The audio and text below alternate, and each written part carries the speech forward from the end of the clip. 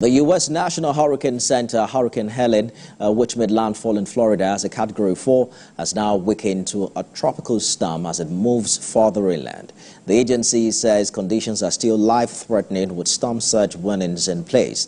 Hurricane Helene, one of the biggest storms to ever hit the Gulf Coast, barreling across Georgia towards Tennessee and the Carolinas. Residents are speaking about the devastating conditions. We have some windows on the front of our house. They were able to bring their inflatable raft with a motor on it. They shined some lights towards the windows. We responded with the same. They were able to open the front door and then escort us off the island onto the boat. On the impacts that we are expecting to see from Hurricane Helene. And as I told him, we have been preparing for this storm for a number of days, and we began moving resources into Florida on Monday. I just want everybody to know that this is going to be a multi-state event with the potential for significant impacts from Florida all the way to Tennessee. And the President wants to make sure that everyone is paying attention to the potential life-threatening impacts that this storm may bring, and he has directed me to travel there tomorrow to assess the impacts.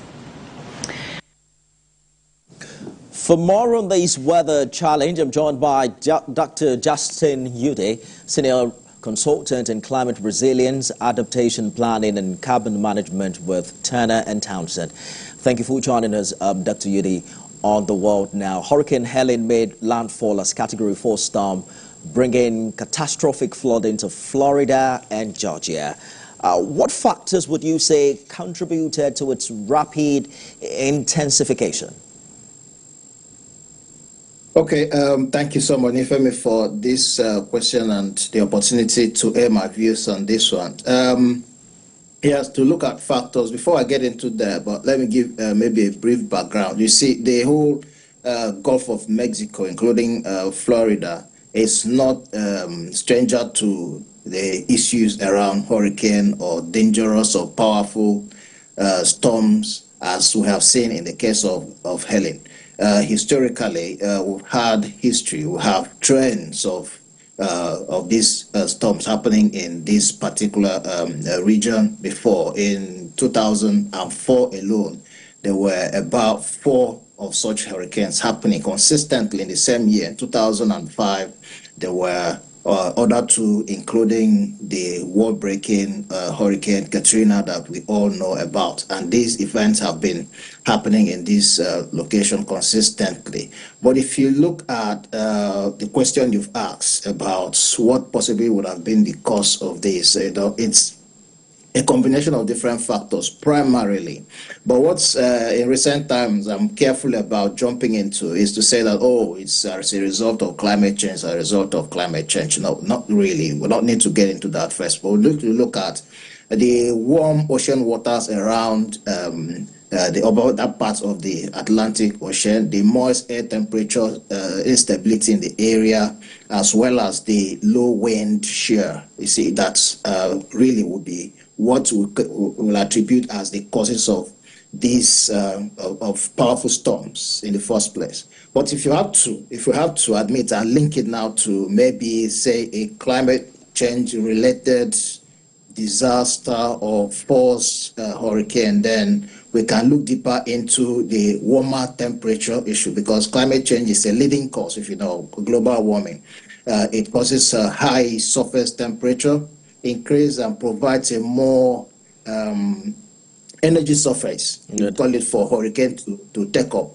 Sea level rise would also be a factor that climate change would, you want to link to climate change, because it exacerbates storm surges, for example. Or if you look at increase in atmospheric moisture, what that means is that a warmer atmosphere holds more moisture, leading to heavier rainfall, or sometimes some places we call torrential rainfall. That will happen, and of course, it might, maybe hurricane will pick that up from there, or if you talk about shifting in wind patterns. So this will ordinarily be the primary pickups for hurricane to form and have these devastating impacts that you have seen in the case of Hurricane Helene in Florida, and of course others have been happening even up to last year in the Gulf of Mexico. Looking ahead, Mr. Udie, what steps should policymakers and stakeholders take to address flood risks and climate resilience in vulnerable regions like this? That's a good question. And in recent times, in the past 5 years, we have seen in the industry an uptake of what we call climate resilience. There's a good conversation now between politicians, policymakers, like you call them, as well as the private sector, to look at the real investment or what I call a significant attention on climate adaptation planning, or even an improvement in existing disaster management protocols in different parts of the world. To be more specific in this case, the case of Hurricane Helene, or looking at Florida, the Gulf of Mexico, or in other places, parts of the world where these disasters are becoming more frequent. We want to consider a readjustment or a review or strengthening of infrastructure code. For example, building codes in these places need to be enforced with stringent hurricane resistance kind of materials to ensure that they reduce the impact on critical infrastructure, including housing, elevating homes and building in places that are not too below sea level rise, or that could help storm drains and construction of maybe levees to help, cushion the impact of flood if it is coming to where there are critical assets that will need to be considered. There are other aspects of nature-based solutions that has to do with restoring mangroves and wetlands in some places, including forest development to deal with that. That could form one. There is need for improved emergency management preparedness generally. That comes from the disaster management part of it, and what we used to call integrated emergency and disaster management responses. All of these need to be reviewed with the understanding of the magnitude of, say, a Category 5 Category 4 kind of storm. That I understand that these solutions are not exhaustive. We have to go now, but briefly, if you can, do you think there are international cooperation and climate agreements that can further support global efforts to addressing flooding of this nature? Yes, absolutely. I think there are. If we step back to the Paris Agreement in 2025, Paris Agreement in 2015, yes, Paris Agreement has a lot. And even before the Paris Agreement, there have been other international collaborations and discussions.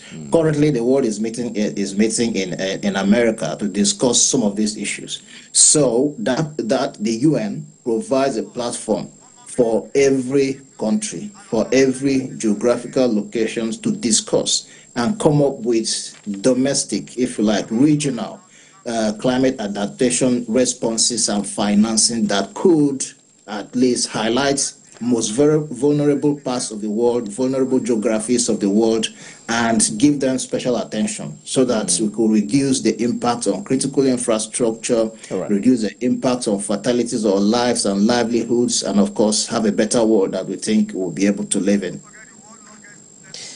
Dr. Justin Udie, thank you so much for sharing with us on the world. Thank you so much. Have a good afternoon.